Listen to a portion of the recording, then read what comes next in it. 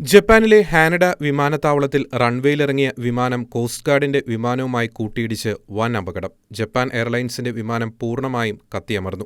വിമാനത്തിലുണ്ടായിരുന്ന യാത്രക്കാരും ജീവനക്കാരുമടക്കം 379 പേരെയും സുരക്ഷിതമായി പുറത്തെത്തിച്ചുവെന്ന് വിമാന കമ്പനി അറിയിച്ചു. വിമാനം പൂർണ്ണമായും കത്തിയമരുന്നതിന് മുമ്പ് തന്നെ യാത്രക്കാരെയും ജീവനക്കാരെയും പുറത്തെത്തിക്കാൻ കഴിഞ്ഞതോടെ വലിയൊരു ദുരന്തമാണ് ഒഴിവായത്.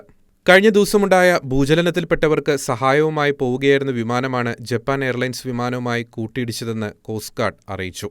സംഭവത്തിൽ അന്വേഷണം നടത്തുമെന്നും കോസ്റ്റ് ഗാർഡ് വ്യക്തമാക്കിയിട്ടുണ്ട്.